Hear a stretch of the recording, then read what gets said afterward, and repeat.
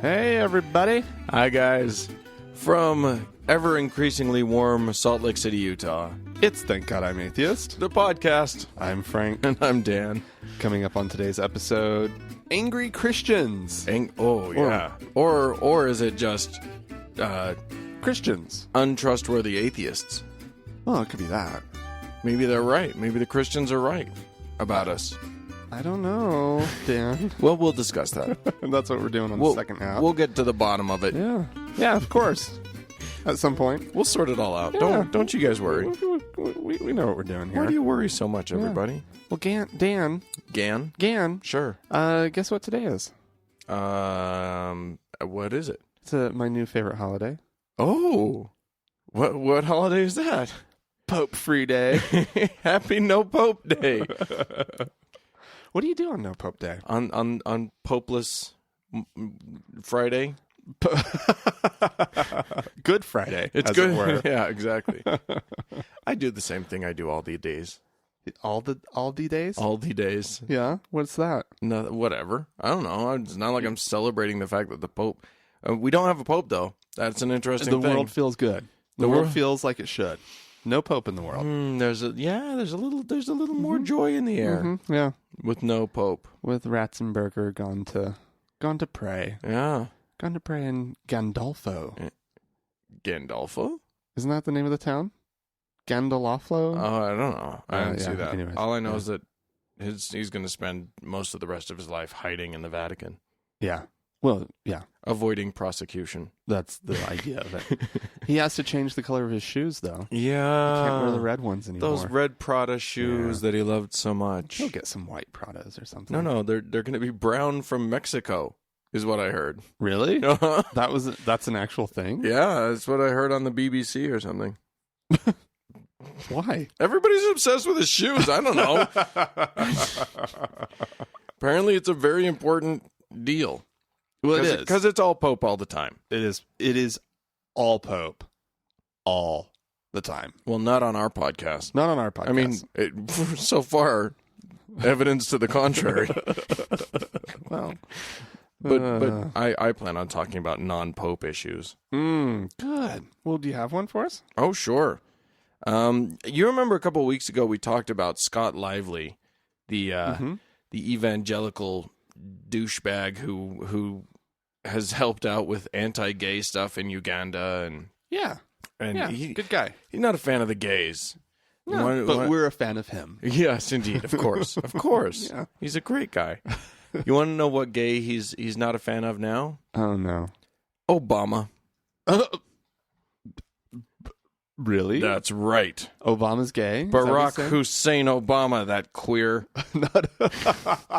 What? Yeah, he's totally gay, apparently. How so? And he's got a love relationship with his former chief of staff, former something, Reggie Love. Have you heard of Reggie Love? Oh, his body man. Yeah, exactly. Yeah, Body man. man. I find that unlikely. I mean, considering the guns on Michelle, Reggie Love would be a lucky man. Oh yeah, well, I mean that But he's a catch. Yeah, I'll tell you what.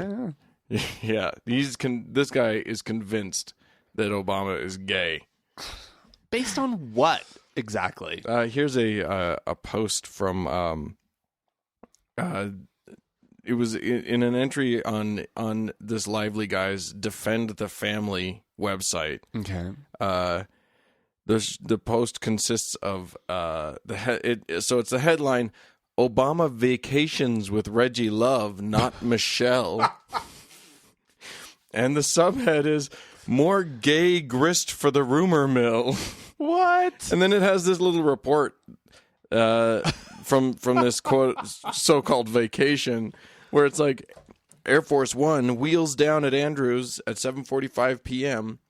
POTUS comes back to have a 10-minute off-the-record talk with Poole at end of flight. Mm-hmm. Reggie Love departed Air Force One soon after POTUS, apparently a guest for the weekend.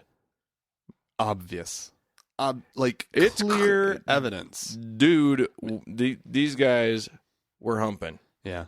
There was some presidential love Oh, my making. God. Well, Scott Lively lives in a really sad world where two men can't be friends. Right? Like, that's a sad, pathetic, homophobic world.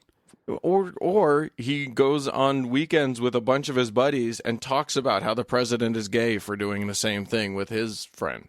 Or he goes on weekends with his friend and actually they screw. Blows him, yeah. Yeah. Yeah, it's an amazing thing. I also read one this week. I didn't go with it because it's a Pope thing. But, like, people now huge into the rumor mill that the Pope, that former Pope Benedict, Clearly. big old gay. Clearly. That In fact, that one's believable. That one I would have no trouble believing. that kind of leads into my next thing, if you're done with yours. Yeah, let's just launch in. Okay, Sure, all right. why not? Because what I have, I found this, and I just, it was one of those links where you're just like, yeah, I'll follow that. The headline is "The Stupid Anti-Catholicism at BuzzFeed." And I was like, really? It's a really solid headline. Yeah. And this very upset young Catholic, he's very upset over the fact that BuzzFeed earlier this month posted the 25 gayest pictures of the Pope. And this was sort of a year after one that I remember seeing last year, which was the 12 evilest Pope pictures. Sure. Which was a great series. Like, seriously, like, awesome, right? But the gayest Pope pictures, we're going to have to put a link up on the website because it's pretty awesome. Like, I'm pulling it up now because you didn't tell me. Yeah. There's he sort of was a very delicate man, apparently, with lots of strange gestures. I mean, some of them were just bad photos, right? Yeah, of course. You can catch anybody in a position. But did you see number 21? Where he's like adjusting his little Santa hat with his very daintily like grabbing his little hat. Does this hat make me look fat? You guys, would you be honest with me about this? Because honestly, I'm unclear. I'm unsure about this hat. Yeah. Definitely unsure. And then the one directly below, he looks like he's on the Golden Girls. Number 20. It's like a hat that a Southern belle might wear or something. What is that hat? It also looks like it might be made out of hard candy. Yeah. Well, I don't know. Have you gotten down to the 5 photos of him watching shirtless acrobats? No. There's 5 photos of him in a strange kind of awe. It's he's yeah. Oh, he's paying very strong attention. And he sort of always keeps his pinky up in other photos. Like, I mean, it's just funny. It's a funny little series, right? Yeah. Well, this guy is just pissed off. And what I think is really funny is that he thinks that because there was the 12 evilest Pope pictures, and which was followed the same day by the 12 sweetest Pope pictures. Oh, see? And so, they were obviously trying to balance it out, whatever. No, they weren't. They weren't, dude. Because when you see these photos, number 2 is he has a child's face in his hands, right? The parents are holding the child, and he says, and the quote, the little caption on it says, little cheeks, I just want to bite them. And why you little rascal, tee-hee, is one. I was trying to lean over and look at your Gucci goo. Ha, where did Pope go? He's like covering the eyes of a child. Like, obviously not being nice about the Pope. But anyways. Just having fun with a public figure. Yeah, exactly. That's what it is. That's what BuzzFeed is. Yeah, it's what you do. It's just a collection of things to click through. So you look at some ads. And frankly, that's all it is. If you saw some of these gay pictures of the Pope, Yeah. They're adorable.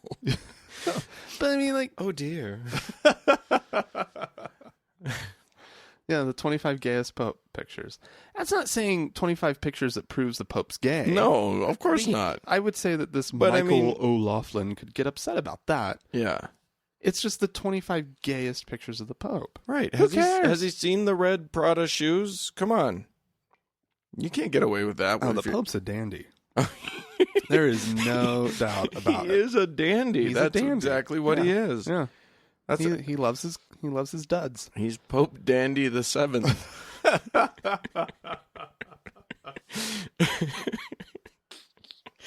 I love it. Oh, that's good stuff. Do you want to know who's decidedly not a dandy? Who?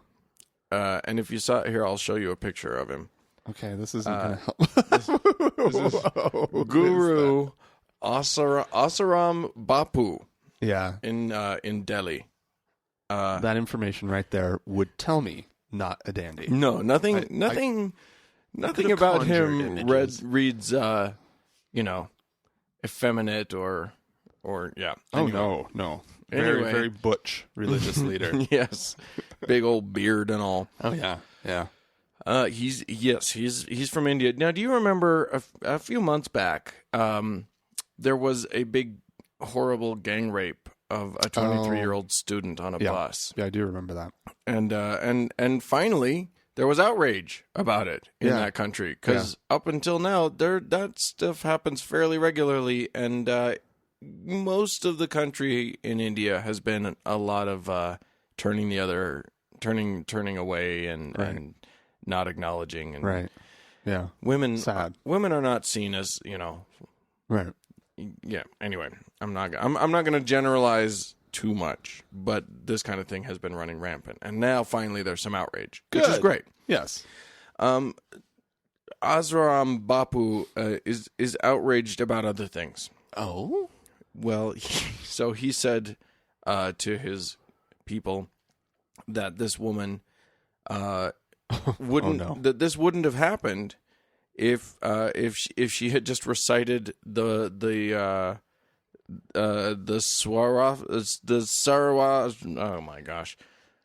Saraswati mantra. If she had just chanted that mantra, which is a Hindu mantra recited for higher knowledge and wisdom, Okay. then she wouldn't have gotten onto that bus. Wait.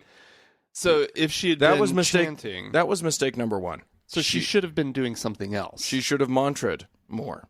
Well, but she could have been sewing more. She could have been reading more. She could have been doing anything more, according to this logic. No, but she would have had the wisdom to know not to get on the bus. Is that what he's saying? Yeah, he's saying if she had chanted this mantra enough in her life, she would have looked at that bus and gone, this one feels a little rapey. I'm gonna wait for the next bus. I think we're gonna don't give me the shake of the head. This is not my reasoning. This is Bapu. Yeah, you're spreading it, Dan, though. So that was his claim that was her first mistake. But she made another mistake. Multiple mistakes, apparently. She got on the bus, and then when the men started to attack her, she, quote, she should have taken God's name and held their hands and feet. Then the misconduct wouldn't have happened. He said, adding, mistake is never from one side alone. Oh. Yeah. Wow. Yeah. Wow. Yeah. I'm letting this settle in. It takes a second. Wow. Apparently, if she had just said, hey, you're my brother, we're Oh my God. we're in the same religion, and then they all would have gone, oh yeah, I remember, that's true. I shouldn't rape you. I should rape somebody of the other religion. You're grabbing my hands and feet and saying the word God. That's true. You know what? She is right, guys. Guys, will you listen to her? Because she's making sense here. Yeah. Hands and feet. Yeah, sure. And apparently, I don't get that. so yeah. And anytime you think that like the Eastern religions so-called Eastern religions, the non-dogmatic religions, or the less dogmatic religions, are somehow more enlightened than... It's due to your lack of familiarity Yeah. with them more than anything. Yeah, I mean, they're still people. I think what Yeah. we're learning here is that peoples is peoples. People, yeah, I think that's yeah. And they're going to say bullshit, crazy, dick shit all the time, no matter what their bent is. Yeah. And Well, there will this always guy be is those. clearly bent. Yeah. I just, you read that and you think of a Hindu guru, and what you don't think of is like blame the victim mentality. Yeah. Yeah. Yeah, kind of crazy. Mm-hmm. Huh. So All there right. you go. All right. Go, everybody go practice yoga now. Yeah. Well, you might avoid rape. If you do the... If you do yoga, if you open up enough chakras. Mm-hmm. Then you'll have the wisdom to know which buses are safe and which buses are rapey. Or parking structures. Or whatever. Yeah, sure. Yeah, You'll yeah, know. yeah. You'll know. Oh, yeah. Yeah, absolutely. Absolutely. Yeah. It provides you with the wisdom that you need. Good. Good. Hey. And you'll be so flexible. Useful. Yeah. You'll be able to bend your way out of Yeah, exactly. danger. As they're trying to rape you, you'll be like, haha, downward facing dog, and escape. I don't think it works. I don't think it works that way either. It's not an anti-rape martial art. If you go into crow, they won't know what's happening. They'll be so confused, they'll leave. What is she doing? She's balancing. Everyone, run away. Oh, Dan. There you go. Oh, my God. Bapu. Say, oh, Bapu. Oh, Bapu. All right.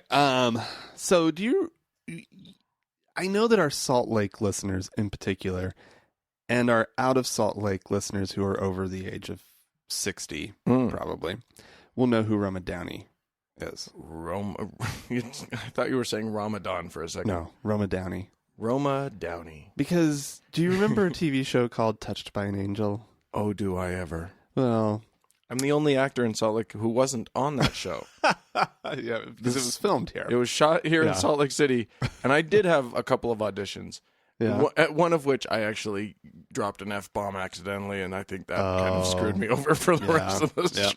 I bet they were goodies. I was auditioning for the role of a skinhead, and I'm like getting all mad, and I go off script a little bit, and I said an F word. No, they were like, ooh, They're like, maybe that's not the best idea for family TV, and I was like, yeah, but it's a skinhead. it's also pre-recorded and not Yeah. live. You can edit it. Did Yeah. you know? Yeah, Dan, Jack, my friend Jack, who worked on Crew. He crewed a couple times on it. He wasn't Untouched. on permanent crew, but he was kind of backup. He called it "Touched by a Paycheck." That was his, and I'm sure a lot of people on it called it "Touched by a Paycheck." Yeah, I don't know that there were Because- that many people who believed in the message Yeah. strongly of the show. But anyways, Roma Downey of Touched by an Angel fame, and sort of She's the Irish one. yeah. We were having that discussion earlier. We were confused about which one was which. She's not the big black one. No. That's That's Stella Stella Reese. Reese. Yeah, as we found out. Anyways, she has been, her latest project is a 5-part, 10-hour dramatization of the Bible. Ooh. That premieres this Sunday on History Channel. That's right. Yeah. That's right. I heard about this. I didn't know Roma was in it, though. Yeah. She plays Mary. Of course she does. She has a cameo as Mary. But she's a producer, I believe, is the deal. Yeah. And anyways, so, because she was famous and lived in Salt Lake during the Olympics. What do you mean was? Okay. I mean, while she lived here. Oh, okay. She was sort of one of the biggest celebrities who lived here. Right. Right. And the Olympics were going on, and she, was given the honor of carrying the torch at some point, right, during the final parts of the relay. This is her saying this. In my prayer and meditation, I imagine somehow running into a stadium carrying this. The light is not the Olympic torch. The light is the series. And as I come into the stadium, instead of people standing and cheering, I feel like everybody's running down and grabbing a bit of that light and running with me. The series meaning the Bible series. Instead of people standing and cheering, I imagine everybody just sort of looking at it and then changing the channel. Who's in it? Are there any good actors in it? No, they're all foreign. They used all foreigners. And we've got perfectly good brown people here. Are they brown? Oh, of course, she's white. And she's like the palest human being on the planet plays Mary. Yeah. But they did find sense. a Portuguese man to play Jesus. Oh. So they did try to go at least Mediterranean-ish, even though Portugal's not on the Mediterranean, but it's close enough. It's close enough. But Yeah. is he swarthy? Let me pull up a picture of Jesus. I really didn't. I didn't go through the pictures.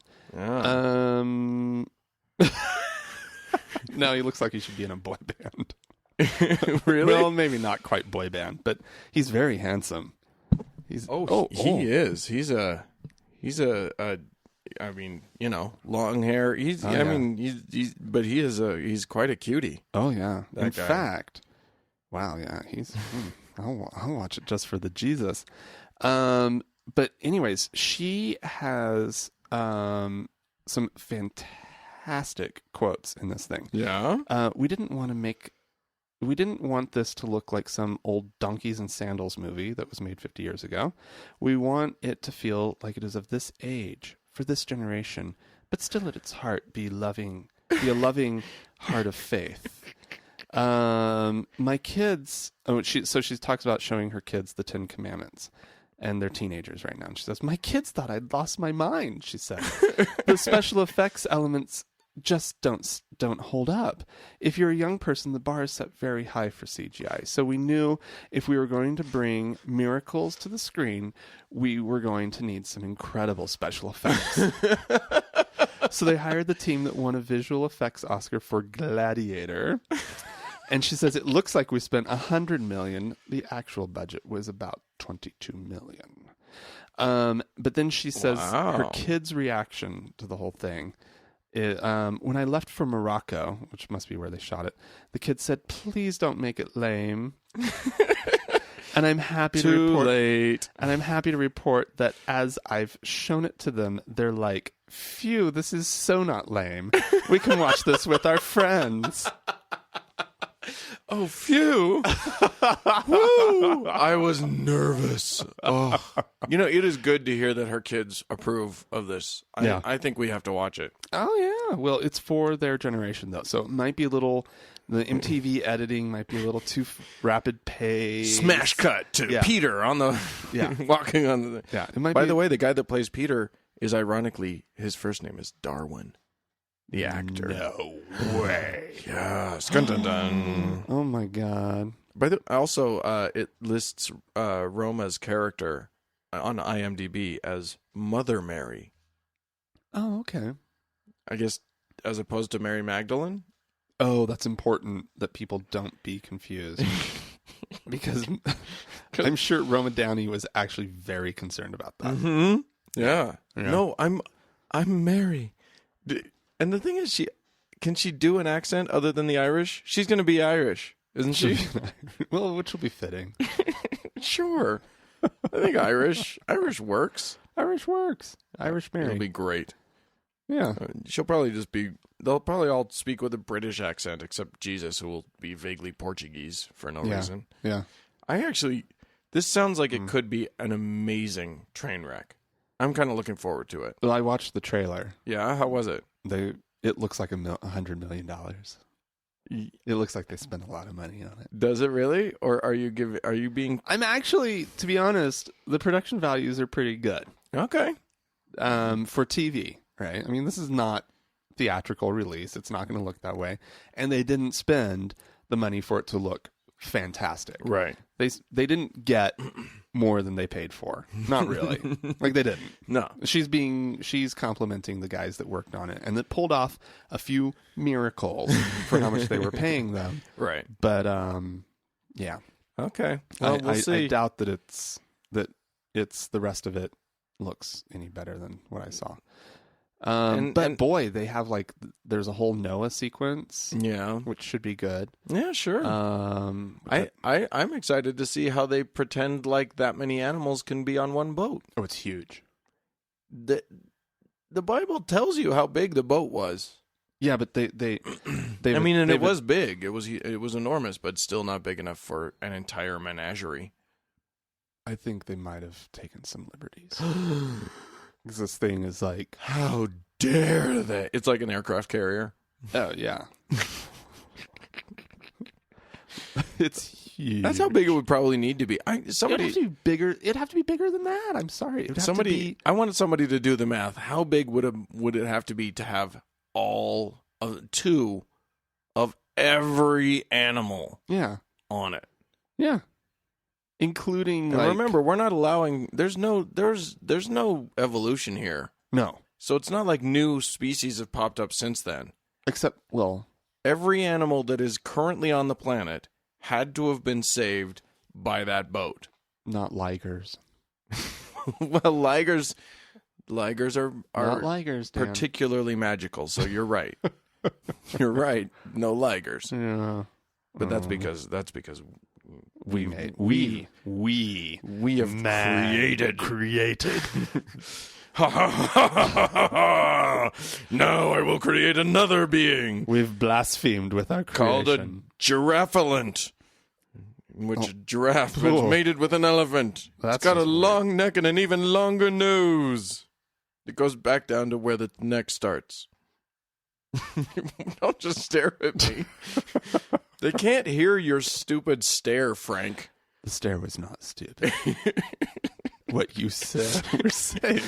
How dare you question the giraffelant. Giraffelant. I don't know how to say it. I'll come up with the phrasing later, but it's going to be awesome. Elephant? And a giraffelant is what I'm going to call it. Okay. You call it that, Dan. I will. You go. It'll be great. I can't wait to see what it looks like. Anyway, so I've got a thing from New York City is suing. The city itself is filing lawsuit against a series of ultra-Orthodox Jewish businesses. Okay. The suit, and I'm of a few minds on this one. I'm curious to see where you fall on this. Okay. Basically, so these ultra-Orthodox businesses, these small stores, etc., are putting up signs and they're in their Brooklyn ultra-Orthodox neighborhood. Okay. And they've got signs in the businesses that say, no shirts, no barefoot, no sleeveless, no low-cut neckline allowed in this store. Okay. New York says, no, you can't have those signs. That is discrimination. Okay. And they claim that it's very specific to women. And even though it's not overtly specific to women, I don't think anybody minds if a man has a low-cut neckline. I don't know. Like one of those deep V-neck. Sure. things. Sure. What about the hipster Orthodox? Ortho hipsters. Anyway. With the deep V. I think, yeah. Anyway. I think they kind of already are. Orthodox is... I was Orthodox before it was cool. I go to this great Orthodox deli. You've probably never heard of it. Anyway, so New York is saying no, you can't do that, and they're just saying, we just reserve the right to what they call modesty, to only serve people who are modestly dressed. What are the businesses? I have no idea. It's like stores. It's like groceries or whatever. I don't know. I get the sense that that's all it is. Maybe a clothing store or something. where you can go and buy broad-brimmed hats Okay. and earlock wax Oh, or something. Jesus. I don't know how I feel. Yeah. Because, like, I mean, I mean, they're opening their doors for business, and I think that that's sort of there's a basic understanding of, like, when you've done that, when you've opened your doors to the public, yeah, sure, it is private property, but I just feel like there's sort of this understanding that while you're open for business, as long as I've got shirt and shoes on, which is more health code than anything else. It's more a health department that would be saying that's important. Let me give you their argument and see how this flies with you. They say, or shoes would, I guess. I guess shirt doesn't really matter, does it? I mean, there's a history of no shirt, no shoes, no service. Well, I don't know, but here's their argument. Here's their thinking. Okay. They say there are plenty of Manhattan restaurants and bars with much stronger dress codes than they've got. That's true. Okay, So, I'm on their side then. Yeah. That's absolutely the right point. Yeah. To be honest, if you can be elitist with your standard, then you can definitely also just have any standard. Right. For I that don't see matter. why not. I mean, honestly, they're just cutting themselves out of a little bit of business. Yeah, It's not like not like they're selling something that you can't get anywhere else. Well, but even if they were, they get. In You some get ways, to they get decide to choose who they're going to do business Yeah, with. absolutely. I mean, don't see a problem. Most with places that. will have a sign that says we reserve the right to refuse business or Right. reserve Yeah. sort of service to. Yeah. I don't see. I personally don't have an issue with it. I don't see what New York's getting all huffy about, except that, and they're pointing out that they're only coming down on the religious people. They're not coming down on all of these, fancy restaurants and bars and stuff. Yeah, the city better back off. Actually, Yeah, I think that's wrong. they might create a precedent that actually. I want someone to makes- start a store that says you can't come in if you are wearing pants. I think No pants, no skirts. Only you must come in pajamas, in shorts, in underwear shorts, or shorts. pantaloons. Sure. Bloomers, you're all right. It was funny because I had the same response as you. My first initial response was, yeah, screw you. You can't tell me what neckline. And then my Right. second response was, oh, yeah, you can tell me whatever you want. It's your damn business. Yeah. Yeah. I mean, it's their loss. As long as it's clearly posted on the door in a way that's like, that people can be like, oh, well, you don't get my business today. Right. Flip them the bird. But Mosey on New your York's, they're, you have to be able to accept everybody. Unless they're not wearing the right kind of sports jacket when they go into the restaurant. Exactly. Yeah. Or a tie, or they just don't look hip enough. Right. I think that's what the Orthodox people should do. They just say, we reserve the right not to serve you. They just should have a bouncer outside and some some velvet rope. Yeah. Then they don't have to have any sign. They've just got a guy who will let you in or not at his discretion. Yeah. And screw you. Or a bitchy hostess. Right, exactly. who judges you upon entering. And who won't even tell you that you're not going to get sat. They'll just let you sit in the waiting room ad infinitum, not seating you. That's what they'll do. Not getting you your wide-brimmed hat. Right, exactly. Okay, you can just sit over there. Thank you. Someone will be right out with your hat. I've been sitting here for so long. It's still going to be a little while. Yeah, sorry. Yeah. Okay. Yeah. You just gave that guy his hat immediately. Yeah. Yeah. All right. Well, I want to do another Mahony update. Cardinal Mahony? Cardinal Roger Baloney. You went and changed it.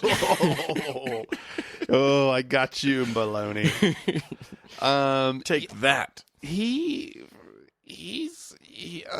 blogs. And blogging can let you really see into somebody's soul, apparently. These are let me get them in the right order. 'Cause yeah, okay. So this one is the headline on it is carrying a scandal biblically.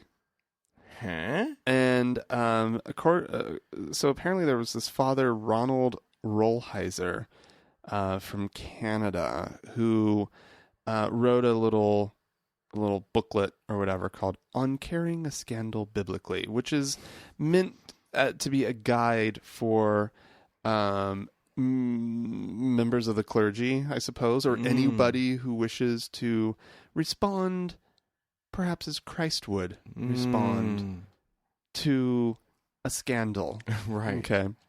So what we're saying is, if Christ had aided and abetted child molesters, this is how he would handle the ensuing firestorm. Yeah. Okay. Mm-hmm, good. Mm-hmm, yes.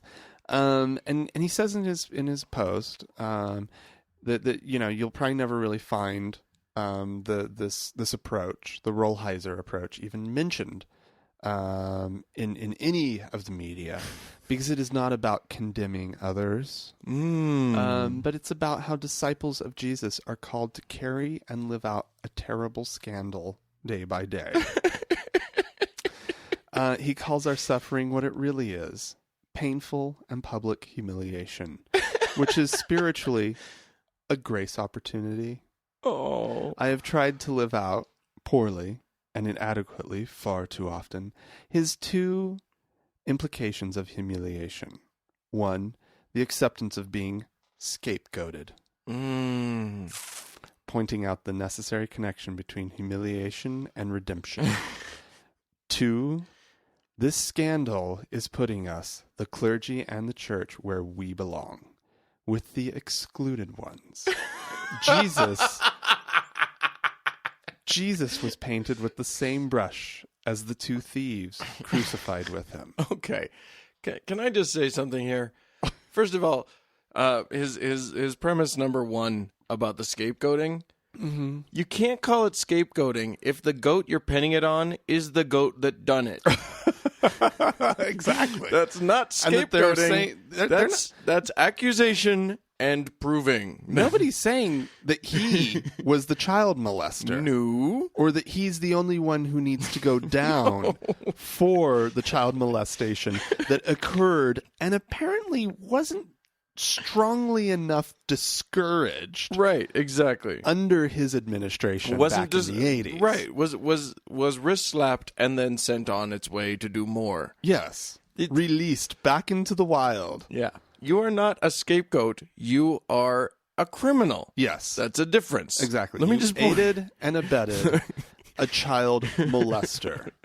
Oh my gosh. In fact, not just a child molester, a list of them. This guy he even helped, or at least turned a blind eye to one of his priests who escaped to Mexico, right, rather than turn him in. Right, exactly. Well, I mean, what are you going to do? Let him get the arrested? guy's still at large. Yeah, the guy still has not been caught. Anyway, this Mahony guy, I envision him like an intellectual / spiritual bullfighter, where literally, like, his own guilt is trying to run at him and trying to catch him and get him to see it for what it is. Yeah. And he keeps going, "Ole!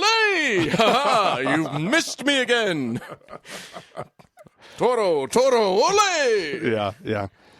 Yeah, it's something else. Yeah. So he says, Jesus modeled this for us. He took in hatred, held it, transformed it, and gave back love. He took in bitterness, held it, transformed it, and gave back graciousness. He took in curses, held them, transformed them, and gave back blessings.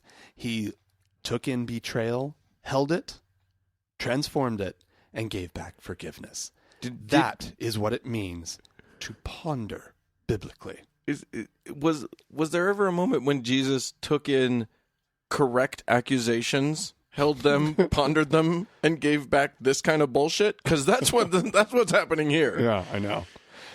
So, oh my gosh! 5 days later, First of all, this last week he's just been blogging like mad because he's in Rome. Oh yeah. Yes, everybody. The calls for him not to go and participate in the conclave have failed. He will be a part of the process of choosing the next pope. Because this man. Because people called on him not to go. Yeah. He held it, he pondered it, and he spit back a big "fuck you, I'm going."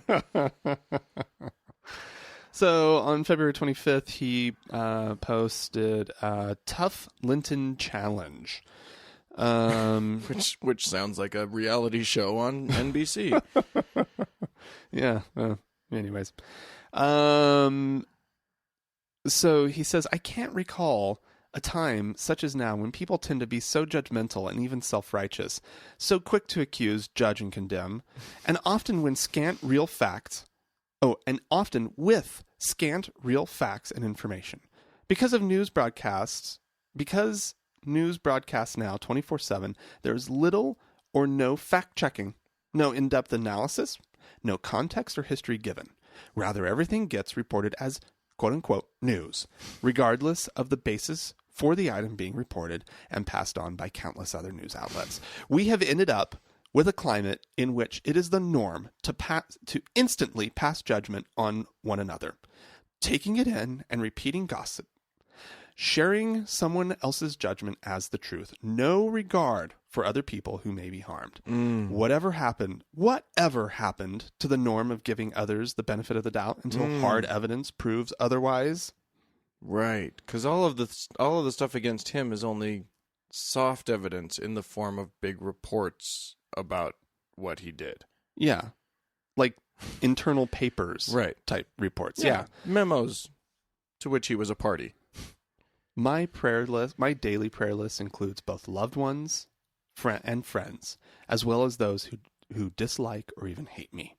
But another prayer group includes individuals who cannot forgive me for my past hurts or offenses, those in the media who constantly malign me and my motives, attorneys who never focus on context or history in their legal matters, groups which pick at me or otherwise object to me, and all those who despise me or even hate me. This man is having a rough time. Oh, can I just say that if these ramblings weren't from a cardinal, we'd be thinking Kaczynski. We'd be thinking this is Unabomber type shit. Yeah. This is Jim Jones nonsense happening here. Yeah. Instead, it's a man who will help choose the next pope. Well, fuck it. I don't care about that. I mean, but honestly, it's not like that, he's going to choose some molester as the pope because No, but somebody so morally depraved. Yeah. So somebody who has no sense of himself or the harm that he has enacted in the world. Right. And is not willing to actually truly own the consequences of that.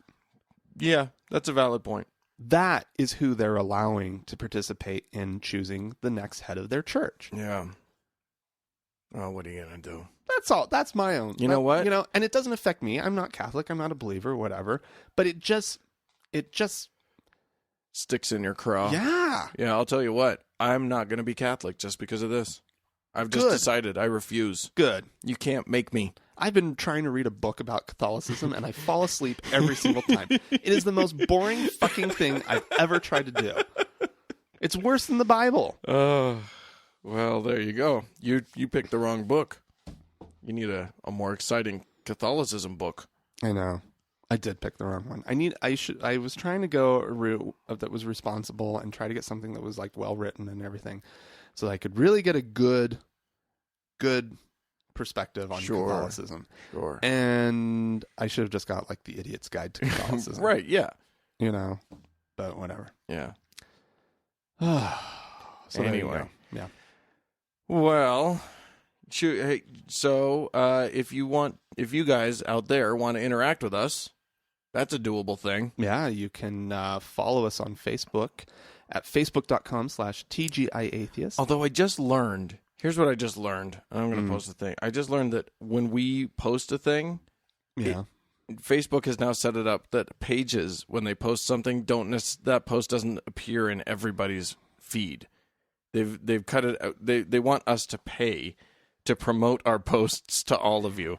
So People who've chosen to like it. yeah, so those of you who have already liked us, you may not be getting everything that we're putting out But if there. you go to the page, if you actually go go to to the page, you'll see it all. facebook.com/TGIAtheist, you can find what's going on. those Those greedy bastards. Greedy bastards. Yeah. Anyways, but we still have fun there, so go ahead and like it, and you'll find out more about us and all the stuff. And then also you can email us at podcast@thankgodimatheist.com. Or you can leave us a voicemail at 424-666-8442.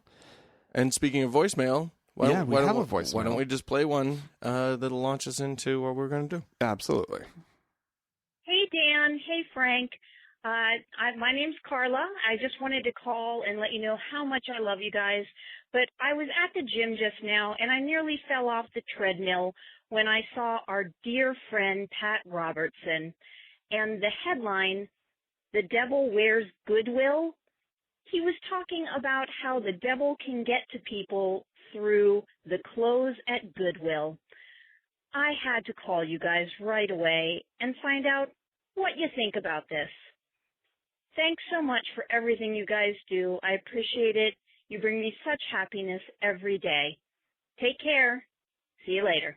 Well, thanks, Carla. Thank you, Carla. And let's just go right This to came the to clip. us from like 12 different sources, so I think we better play it. Here we go.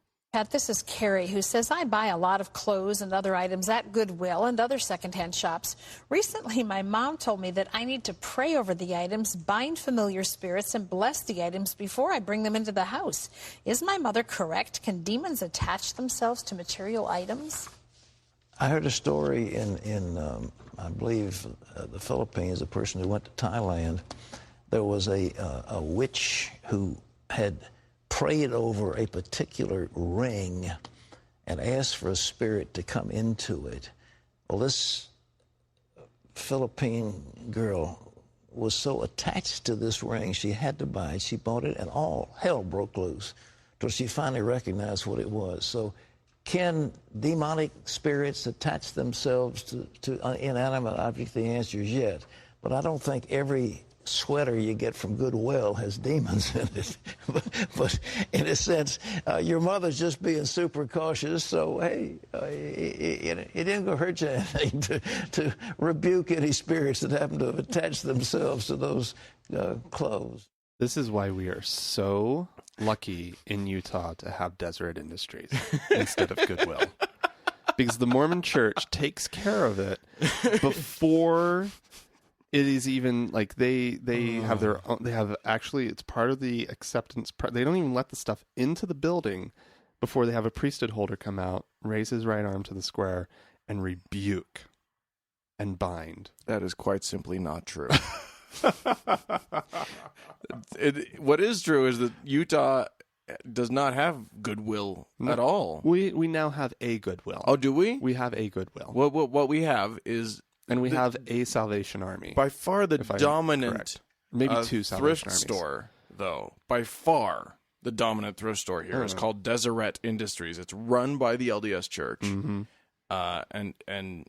yeah, staffed largely by not volunteers. I guess they pay them. No. Actually, underpaid. They actually have a really cool program. The program is it's a job skills program. Right. They take people who need lots of training. Right. Who I mean, my impression is they take they'll hire like recent immigrants. Mm-hmm. They'll hire the mentally handicapped. Sure. They'll hire, which I'm sure immigrants love being grouped in with mentally handicapped.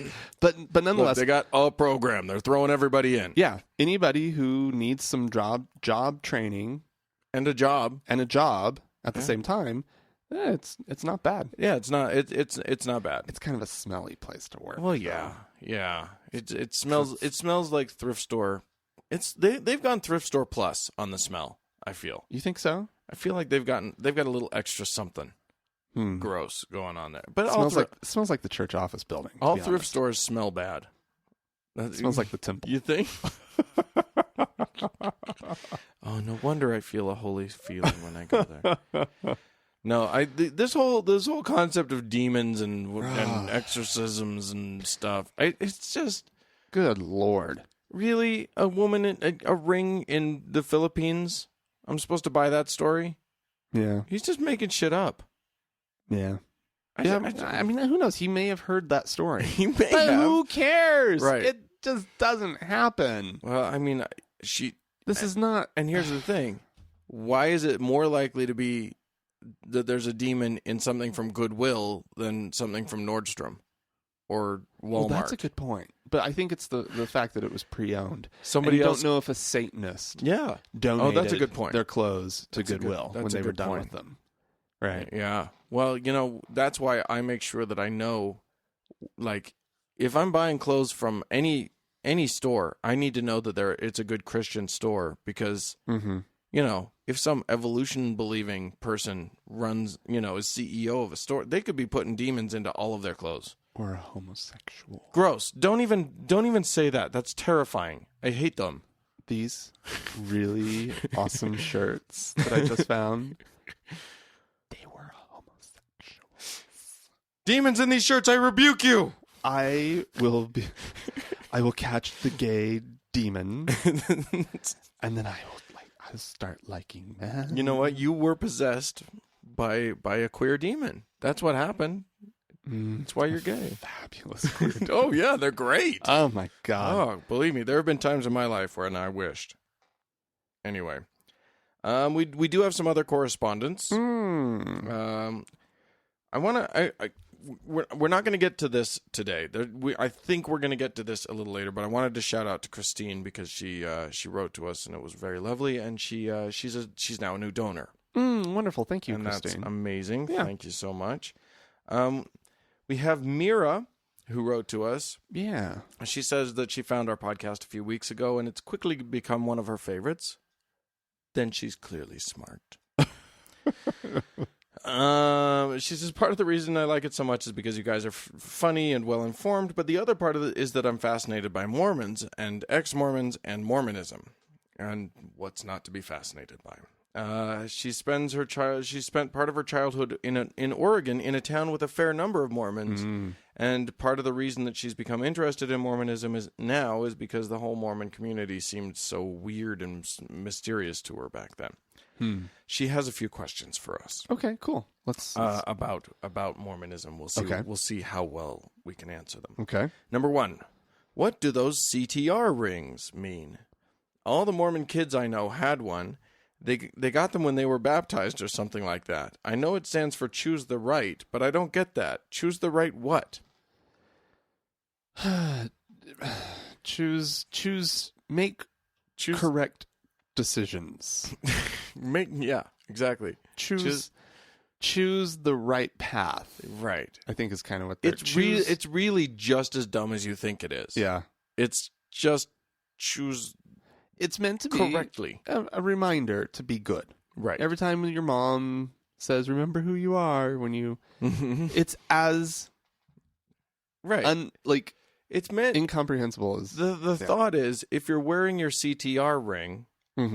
you won't masturbate with that hand. Right. Or you'll masturbate with the other hand. You'll go to steal something, and you'll reach out with your hand, and you'll go, oh, crap. That's right. I'm supposed to choose the right, not the wrong.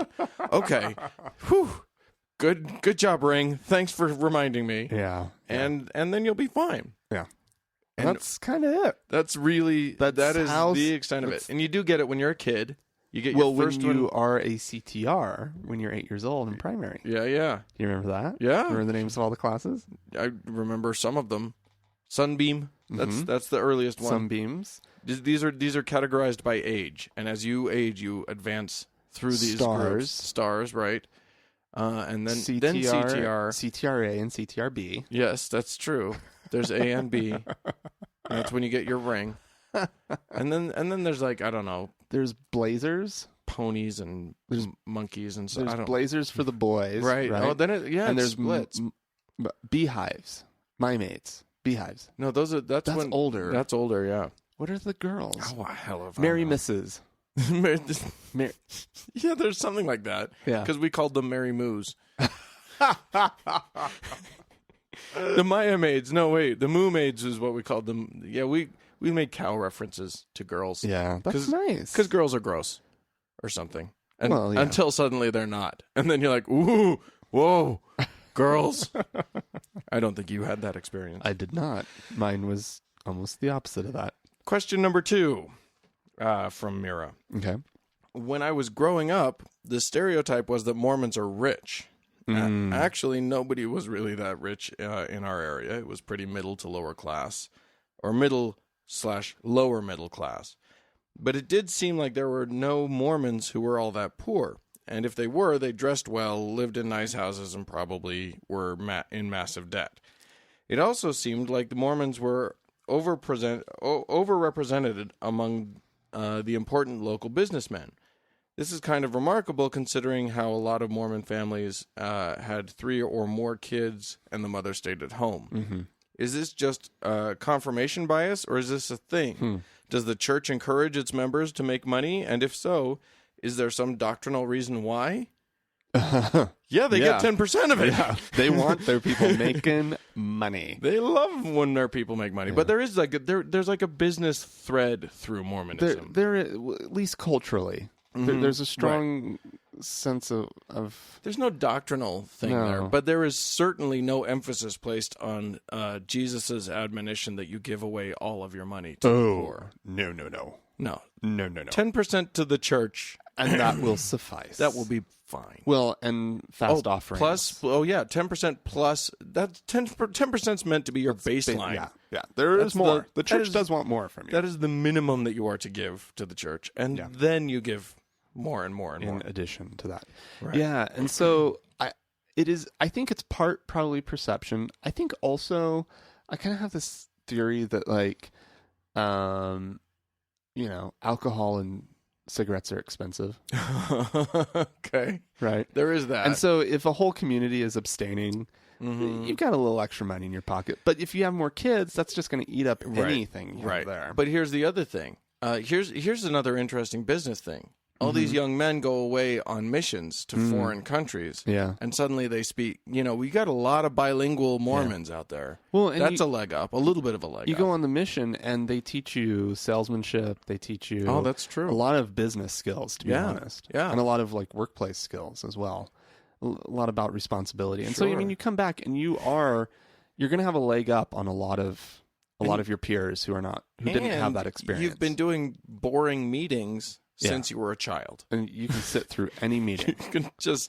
You can survive it all. Yeah. Once you've been a Mormon for that long. 3 hours of church every week. It kind of teaches you how to be a company man, too. Oh, yeah. That's a good point. Really well. Yeah. And Mormons, yes man. Mormons are like made for middle management. Yeah. The ones that like Mitt Romney that actually make it through that are the exception. Yeah. Not the rule. But Mormons are like crafted middle managers. But there's also something in Mormonism and it's entrenched in the culture, and it is mildly doctrinally based, which is that it's that whole idea that God blesses the righteous with worldly possessions and wealth and all of that. The idea, and so even Mormons who don't have, and she's kind of picking up on that, will present a lot of the trappings of wealth, a lot of the attitudes of maybe the upper middle class. Yeah, even though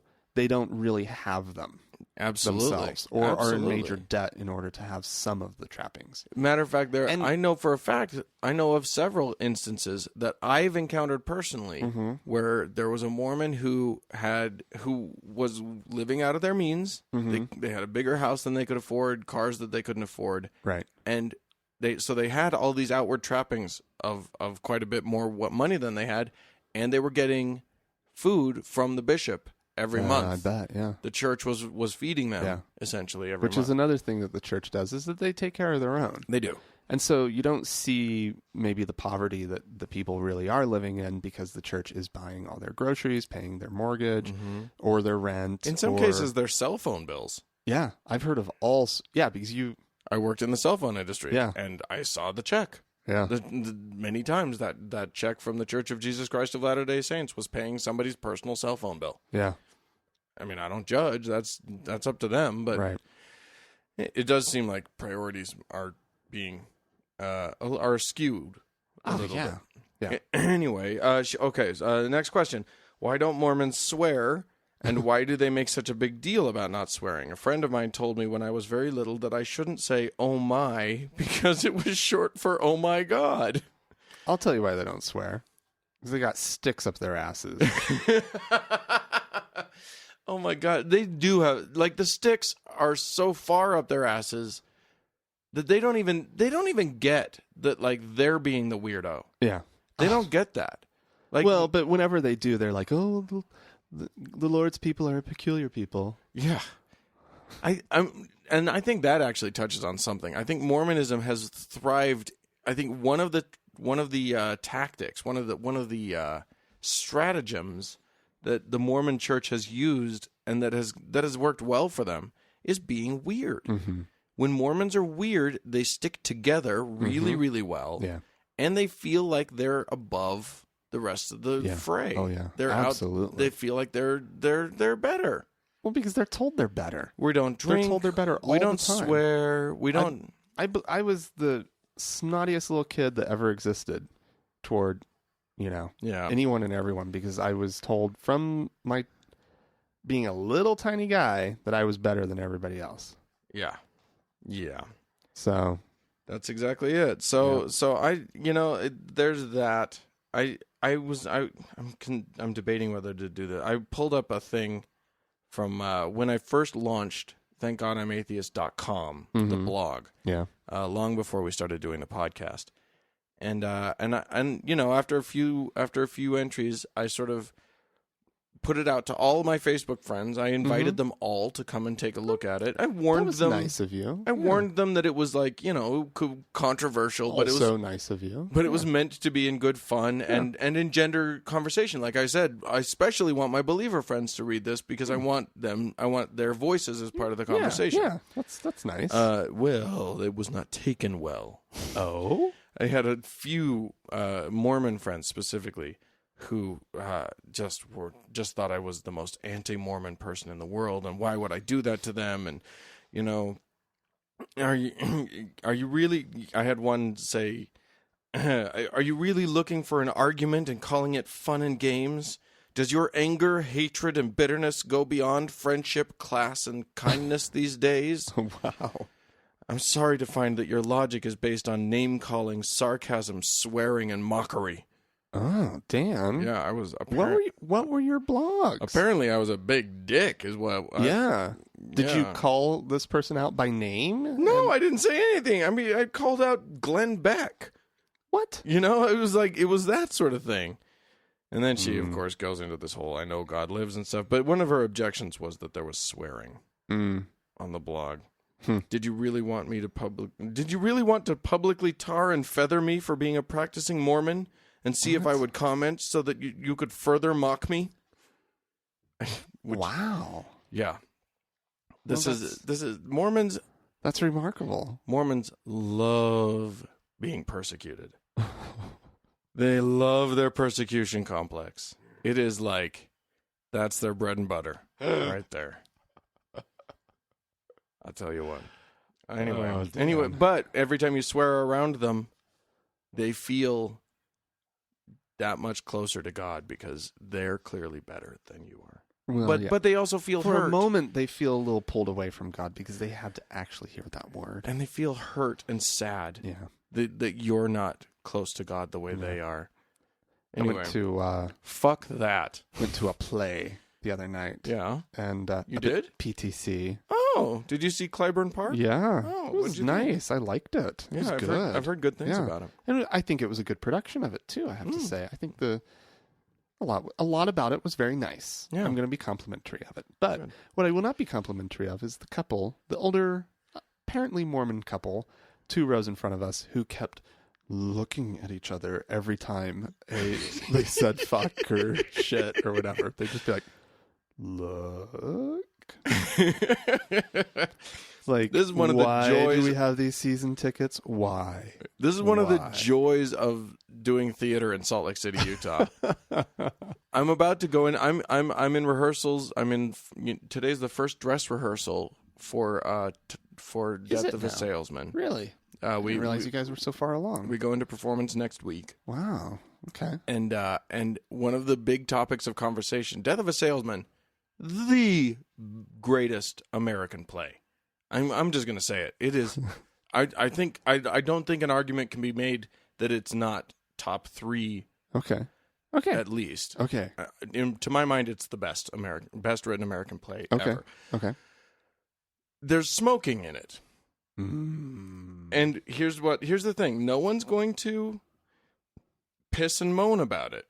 But we had to cut 90% of the smoking out of it. The only smoking we left in it was smoking that's specifically referenced and spoken of in the script. Like dialogue saying, hey, let me smoke too. Let's smoke together. That. Right.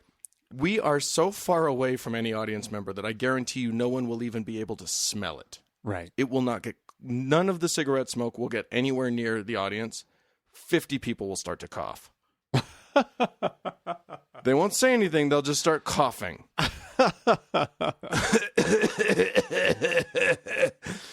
Shut up! You can't smell it! Much less have it affect your respiratory system. Yeah. You're getting 0 parts per million, asshole. Secondhand smoke. It's more dangerous than firsthand smoke. They're letting us know. Especially in large open spaces. Right, exactly. They might have gotten a carbon monoxide molecule. Anyway, it's life in Utah with the Mormons. And she's got one more question. Oh, really? Okay. One more. It's the email that keeps on giving. It is. What actually are you supposed to do on family home evening? Be bored to death. Resent your parents. Those were my 2 favorite family home evening activities. Family home evening. Every Monday evening, Mormons are supposed to spend with their family. And that's really as far... this isn't a doctrine thing. It's just like a what you should do sort of thing. My family, we almost never did it. My parents never. They would do it for like 2 months, and then we'd never do it again for like 3 years. And then someone would yell at them in church one Sunday and then say, we'd do it once. Right. And then we wouldn't do it for 2 years. Yeah, exactly. And then maybe the next time we'd do it 3 times. And then we wouldn't do it for years. Yeah, exactly. So what you're supposed to do is it's supposed to be just family building time with a good spiritual component to it. Really. Yeah. That's family bonding time. It could be bowling. It could be anything. It could be fun. Here's the deal about the Mormon Church. No, it can't be porn. The Mormon Church eats up all your time. There is something going on at the chapel every single night of the week. Yeah. Or at least could be. There's a good, strong potential for it, right? Sure. You could be having potluck dinners. You can be having socials. You can be having... the youth are down there every, once a week, every week. So forth and so on. Right. There's tons going on. What they've done is they've blacked out Mondays, and they've said this is the night that we're not going to do anything, and you so spend it with your family. spend it with your family because we know we take you away from your family a lot, which they do. And once my dad was bishop, I never saw him again. Right. So anyway, Mira, thank you. Hope that answers some of your questions. We'll move on quickly to Michael, who left a note on the blog. Mm-hmm. He said, gentlemen, I've been meaning to leave you a comment for a long time, but life gets in the way. Obviously, that's fine. We understand that. Yeah, anyway, I have been to the podcast site on iTunes with the intention of rating you 5 stars. Unfortunately, I need to have an Apple ID to do this. As much as I love you two, I'm not going to give my credit card info to Apple. Okay. Sure. But he says, anywho, I wanted to know your opinion on why there are so many fundamental Christians and so much gun violence in the U.S. Do you think these things are related? I'm an expatriate living in Europe for 10 years now, and there is no possible way I could move back to the U.S. Keep up the good work. Guns and... God. I mean, there's certainly... Sorry, there's a truck outside that sounded like it farted. It was just bad brakes. Anyway, there's certainly a crossover. Like, if you draw a Venn diagram of, like, gun owners and fundamentalist Christians. I'm pretty sure that there's a large Sure. Sure. Okay. swath where that crosses over. But I think the gun ownership thing is more cultural than it is religious. I think so too. Yeah. And so I wouldn't say that they're necessarily related. Yeah. Even though there is a big crossover, and even though a lot of really, really Bible thumping people, a lot of them hoard guns because of their Bible thumping, because they think that the end times are coming. And when well armed. The 4 horsemen of the apocalypse come through your neighborhood, I just don't think you want to be able to shoot them down. Shoot the horsemen, sure. Yeah. I don't think they're thinking it through. No. You're not going to be able to defend yourself in the apocalypse. No. Just let it happen. You're gonna die. You're supposed to. That's the whole point. Half of these people believe in the rapture. I know. They're going to be sucked up anyway. Why are they? You don't need to arm yourself. They're gonna carry their guns up to heaven. They're marching. It will not be heaven without guns. If I can't shoot my gun, it is not heaven. You need a fife and a drum too, I think. Everybody's marching. There will be militiamen marching around heaven, saying, "We're protecting you." And everybody else is like, "Dude, we said this 1,000,000 times. There's nothing to protect. Yeah. We're in heaven. We need to build a wall. You can't steal my parts of heaven." All these new illegals, all these new arrivals, dang Mexicans getting into heaven. God, we need to build a fence. At least keep them in their own sight. Yeah, exactly. All right. Well, thanks, Michael, for that's awful commenting. Yeah. Thank you. All right. Does that get us on to our little segment about? Yeah. Let's jump onto the segment. Angry Christians. Yeah. Angry at atheists. Yeah. By the way, if you send us an email and we don't use it on the air or whatever, don't we get a lot of emails, so we can't use everything, but we also have other things planned for the future, so we might still be using. We might be holding on to your emails. Hint, hint, hint, people. But we still want to hear from you. Yeah. So why don't you go ahead and launch us on this one? Well, I guess this starts with where do we want to start? Should we start with the email? Yes. Okay. So we got this email this last week from Nate. Mm-hmm. And this is his coming out story as coming out atheist. And we really, it's a really long email, and thank you, Nate, for the detail. Yeah, it's really interesting. Because I actually really enjoyed it. I sat at a coffee shop and read it and kind of mulled it over, and it was actually a really enjoyable read. Which I wasn't expecting, to be honest. I saw how long it was, and I was like, "Oh boy, this one's long." But it was actually. But it was the back and forth between him and his parents about him coming out as atheist. He forwarded us the emails between him and his parents. It was interesting, and it was really interesting. But we're not going to talk about coming out. No, for this, because we know we've talked a lot about coming out. And we will talk more about it, actually. We find out there are other things to talk about. Matter of fact, there are plans in the works, which is why we're not talking about the coming out part now.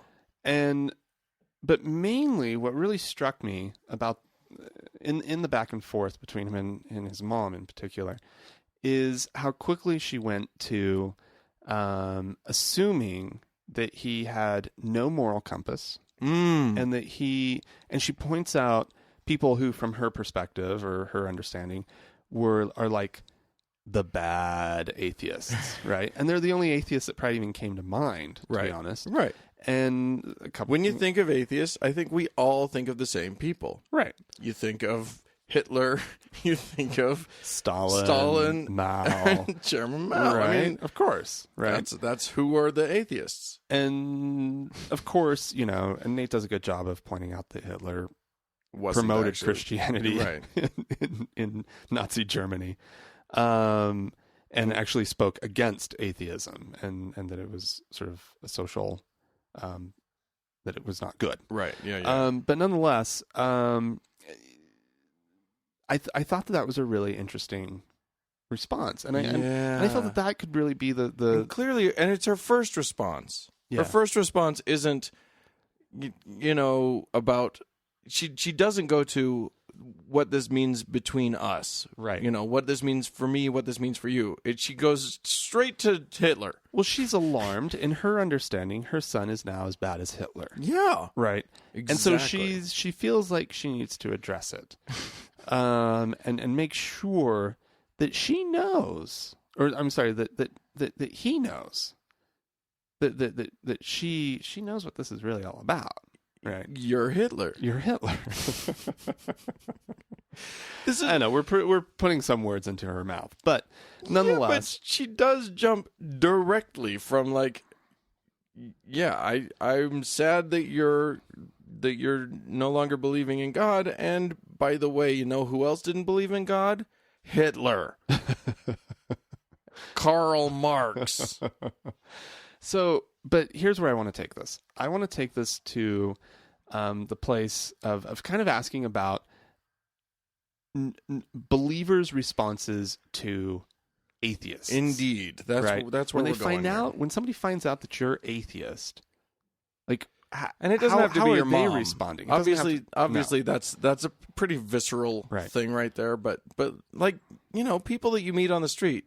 You and I were talking about this, Frank, and we were talking about how, you know, both of us, neither of us has any compunction about just spouting that we're an atheist to Never anybody did. we meet. It took me a long time, and you said that you had similar experience to even realize that it was causing some discomfort in the people around us. Right, yeah. And just we were so just cavalier about our atheism. Just, oh, yeah, I'm atheist. Stupidly, we thought that we could be just as free about our belief systems as the others were being about theirs. Right, exactly. And How naive.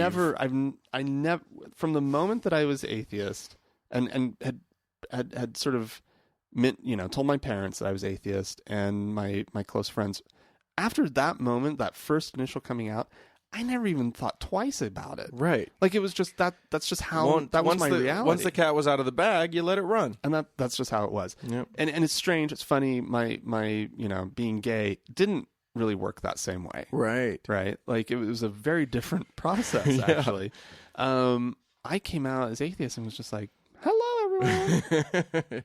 Hi. I never felt the need to really explain it. It's not like either of us were handing out cards with the word atheist on them or anything. Right. But I will say that, coworkers and most recently, my job that I quit not too long ago, that place was, there wasn't any question. There was absolutely no problem with it at all. In fact, my boss told me that I was to be open with my students. Mm-hmm. He wanted it to be very clear that I was both gay and atheist. Right. So that they knew who they were dealing with. But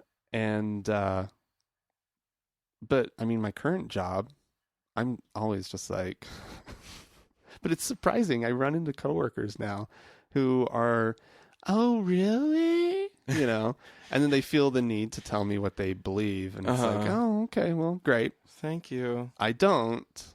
Yeah. Thanks, bye. That's interesting. Yeah. Okay, I guess I'll see you later. Yeah.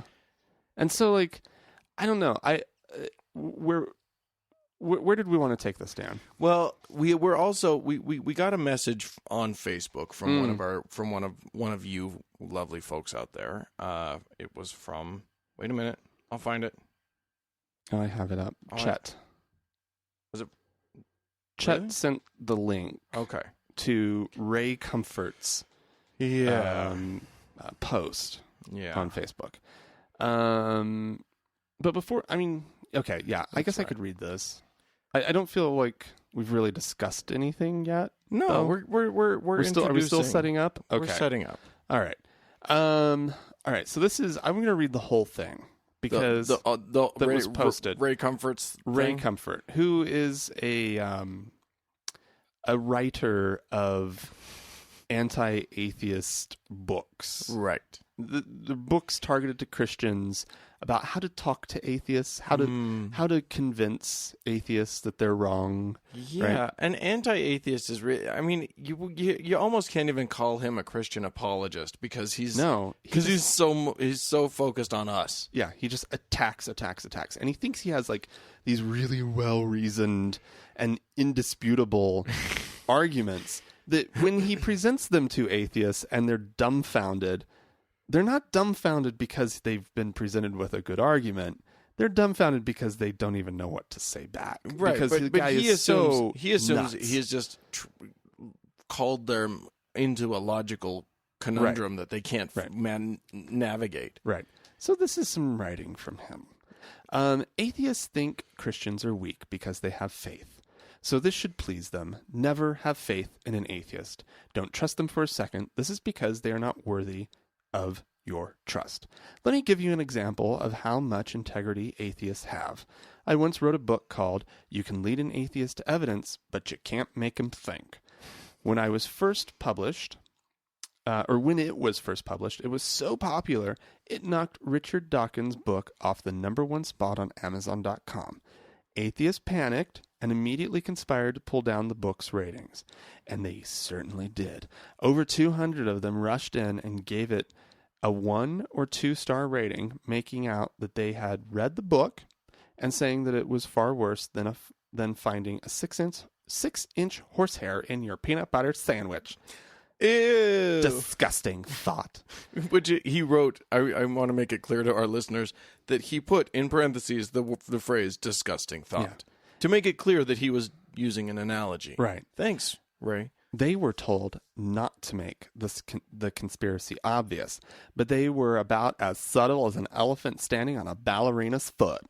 Again, really nice analogy work. Always keep in mind that an atheist worldview allows them to lie through their atheist teeth. This is because they are desperately fearful of Christianity. The issue here isn't evolution or the existence of God. It's about the pleasure of guilt-free sexual sin. Why did I go that direction with a little accent? Anyways.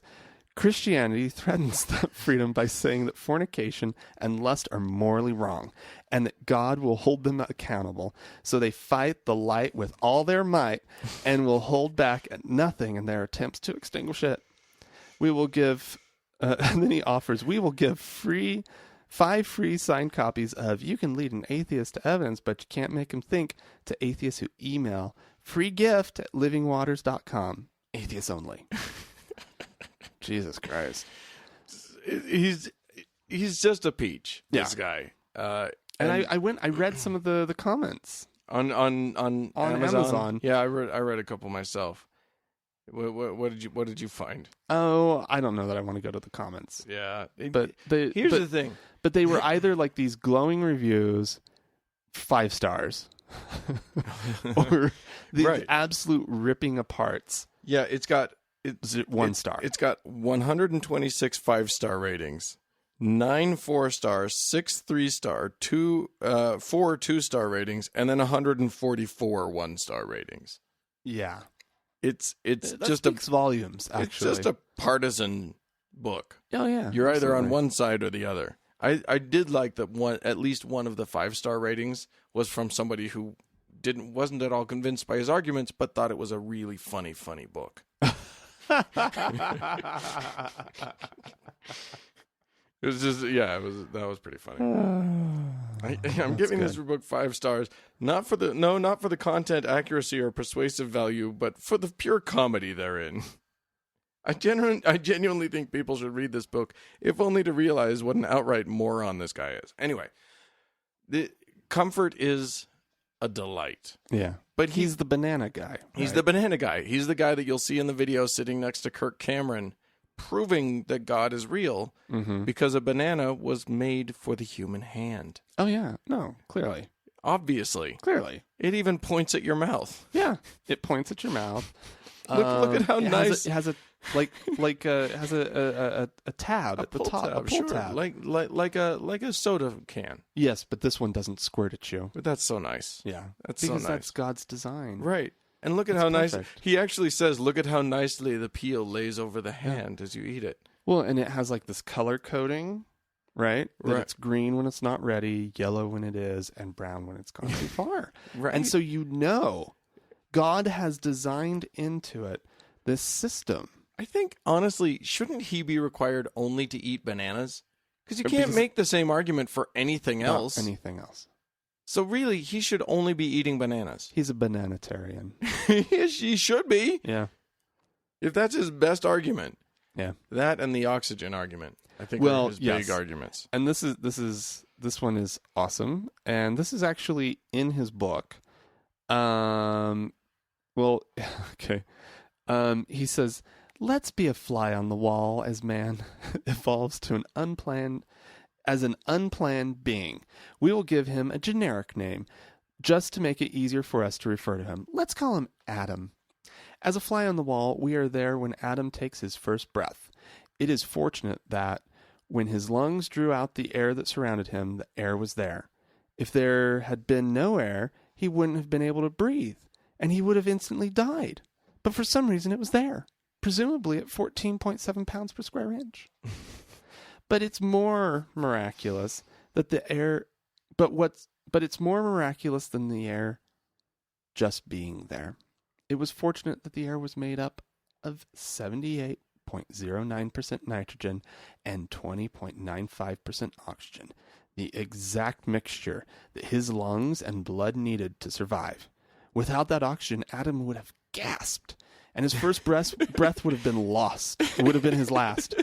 What a miracle of chance that oxygen existed in just the right percentage to maintain Adam's life and the life of his wife, whom we will give the generic name Eve. She needed to be around to procreate the Adamic race.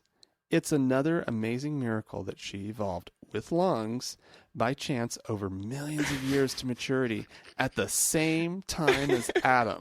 Okay, here's the thing about him. It's the counter arguments are so blatantly, glaringly obvious. Right. If you've done any even cursory study of what evolution is all about. Right. That it's clear he's not even making an argument. No. He's making an argument that, like, I mean, honestly, I don't know. Does he? Here's the thing. I don't even know what to say about if it. It's so obvious. If he doesn't believe it, right? Like if he's just like trying to provide a clever argument to Christian housewives or whatever, Right. His estimation of their intelligence is so low and so insulting. Well, But what the he's fact doing, of the matter is that people buy this shit. what he's doing is he's writing for an audience that refuses to look at evolution. Yeah. So they don't know what So the they counter want argument is. any kind of argument. Yeah, that's a good point. They don't understand that there is a counter, an obvious and easy counter argument to this. Yeah. You know, the fact that, oh no, the air wasn't put there for Adam, but rather human beings evolved to breathe the air that was already in the Earth's atmosphere. Like this doesn't occur to them. I don't know. Yeah.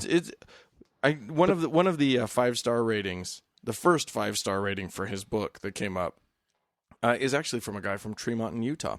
Oh. And it says, Dr. Confort's book is amazing. It may be the best primer for defeating an atheist I've ever read. I'm particularly fond of how he proves the existence of God by pointing out the perfection of the banana and the fact that atmosphere is 78.09% nitrogen and 29 blah, blah, blah oxygen.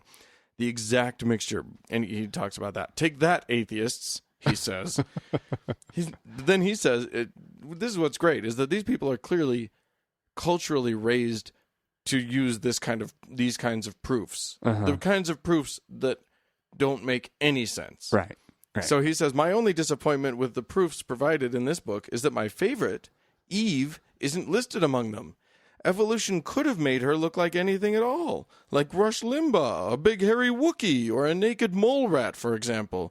There's no way Adam would have tapped that. Instead, God chose to fashion one of Adam's ribs into something soft, curvy, and beautiful and desirable. And then I debated even reading this part. In parentheses, he writes, yes, he did make that little sailor in the boat impossible to find, but that's only because you're not supposed to touch it. He's referring to the clitoris. Yeah. You're not supposed to touch it. Yeah. Yeah, okay. You're not. I've heard that bad things happen when you do. No, you very much are supposed to touch it. I can attest to the fact that that is very much what you were supposed to touch. Fine, Dan. Anyway, what we were trying to get at with all of this, and I think I still have more. Oh, you have more? I have more. Okay. I've got stuff to read. Okay, read some more. Yeah, okay. So he goes on. He says, it's not easy to be an atheist. He has to deny both common reason and logic. But it seems worth it to some because they think that then you can become a moral free agent. However, you can look at the miracle of creation and deny the genius of the creator, but he still exists. You can call him an imaginary friend, but he still exists and sees everything you do, and even what you think. You can call any reference to the Bible circular reasoning, but that word will judge you on Judgment Day, whether you believe it or not. And so he says, imagine I offered you a choice of 4 gifts. The original Mona Lisa, the keys to a brand new Lamborghini, $10 million in cash, a parachute. You can pick only one, but which would you choose? Before you decide, here's some information that will help you make the wisest choice. You have to jump 10,000 feet out of an airplane. Does that help you connect the dots? It should, because you will need the parachute. No, okay. I'm still taking the money. And so he goes on, he's like, and so he has this whole crazy line of reasoning. And then he goes, now think of the 4 major religions: Hinduism, Buddhism, Islam, Christianity. Which one should you choose? Those are the 4 religions? Those are the 4 major religions. Oh, okay. Right. And so he's like, I can't even fathom the points that I get the point that he's trying to make, but no, I don't really even get the point that he's trying to make, because what about this whole thing of faith? I mean, is this just, I don't even understand. He's trying to prove, and in his mind he thinks he is. Yeah, he thinks he is. But I thought the whole point was that you were just supposed to do it on faith. Well, yeah. And in the end, every one of his arguments gets around to that. And he says it himself. He says, you can call it circular reasoning if you want, but then you'll go to hell. Right. Yeah. You can insert logic into this argument if you want to, but God will judge you for it. Right. So I don't know. So here's the thing. Here's what we need to get to, is how, as an atheist, what do you do when you're confronted with an argument that is so completely just outside of the reality of who you are, right? Yeah. Like to immediately be compared to one of the famous bad atheists, right? Or to have somebody try to quote unquote reason with you, right? What do you do? Is there any way that you can possibly get through this moment unscathed? Yeah, and I mean, especially if the person is important to you, right? If it's just a guy on the street that you don't know. Yeah, if it's a guy on the street that you don't know, have fun with it. Do whatever's fun for you. If walking away is what's best for you, great. If standing there and laughing at them is what's great for you, fine. Right. But it's a different story when this is somebody that you love. Right. And I got to say, a lot of us atheists do a bad job here. Yeah. When this comes up. Yeah. Because I got to say, a lot of atheists are people for whom logic, reason, a good discussion, these are all important things to us, to a lot of us. Not all of us, but sure. I certainly love it. Yeah. So for years, I made the mistake of thinking, you know what? Let's just engage on this. Let's have a good discussion on this. Mm-hmm. That doesn't work.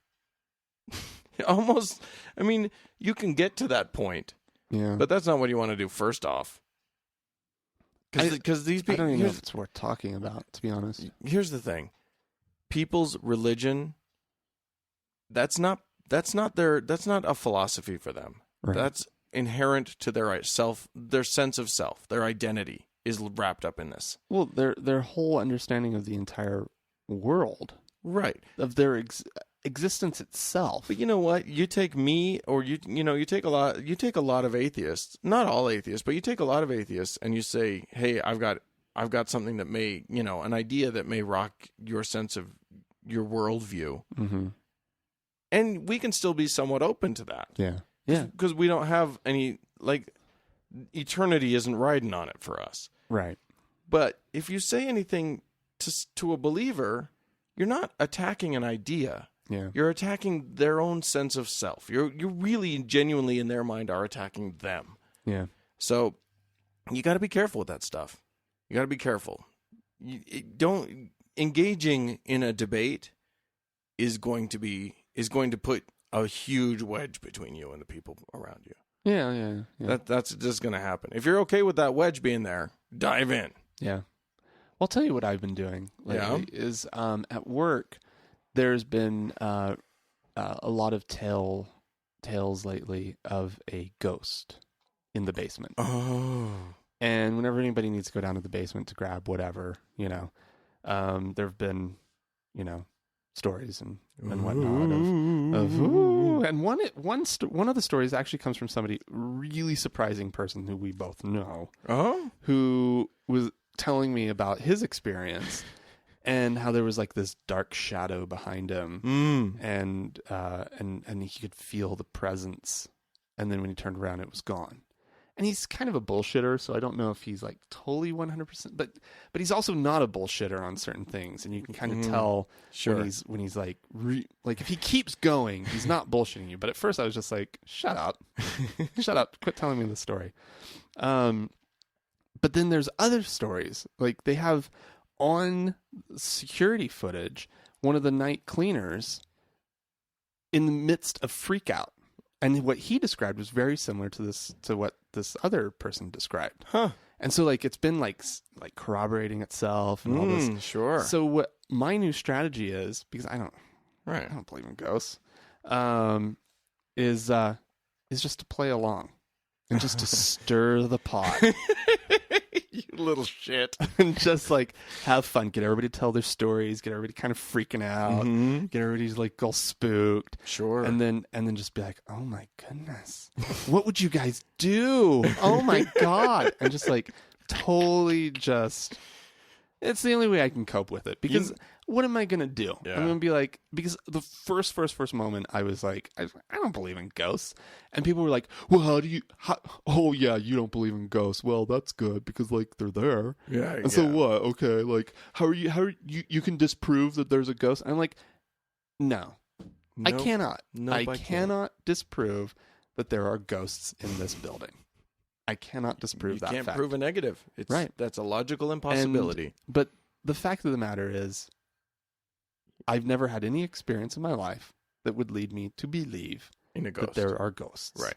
And there are plenty of reasons why people might think that there was a ghost, but there isn't. Yeah. That whole agency detection thing. Exactly. And I tried to talk about that. And then finally, when I realized that it was falling on deaf ears, just have fun with it. I was just like, okay, well, guess what I saw? You know what you need to get? What? A little remote control car. Yeah. And then hide it somewhere down there. And then when someone goes down, just have it make noise. See if you can get it to knock something down. Well, the wiring in the building is so screwy that the lights flicker. Of course they do. Yeah. So if a light flickers behind you, it's not a ghost. It might be. It's not a ghost. It could be. It's not. Somebody could have walked in front of the light. Maybe it didn't flicker. Maybe somebody walked in front of it. Yeah, I know. But that's just the ghosts affecting the bad wiring. Or the very good wiring. Right, yeah. Perfect wiring. Yeah. The ghosts are just fucking with you. Yeah. The dimmer switches are all... I think the other response to ghosts is just volunteer to go downstairs. If anybody's scared, well, I'll just go do it. Yeah. Ghosts don't seem to bother people who don't believe in them. Yeah, I know. They seem to stay away. Yeah. Funny. Odd you that. think they'd want to... In some... what do they care? Yeah, exactly. Prove your existence. Yeah, come on out. No? Why? What's this rule? What's this metaphysical rule in your universe that you're not allowed to prove your existence? Right. Because I get the whole. You can tell me all sorts of stuff about God and why he won't prove his existence. Right. But what about ghosts? If you believe in ghosts, why are they not allowed to prove their existence? Yeah. Yeah, well, there you go. No, I'm serious. Let's do a ghost hunter show, you and me. That'd be boring. We're just like, well, we're here. We're in the dark. We're 35 people were massacred. It's a cemetery. Yeah, exactly. It's Interesting. It's kind of creepy because it's dark. Right. We challenge you ghosts to come out. No? Oh, damn it. All right, fine. Okay. That sucks. Hey, my camera caught a picture of a little glimmer off in the corner. Oh, I wonder what light caught the lens. Yeah, exactly. It could have been a piece of dust, Yeah. but it could have been a ghost. Yeah. Anyway.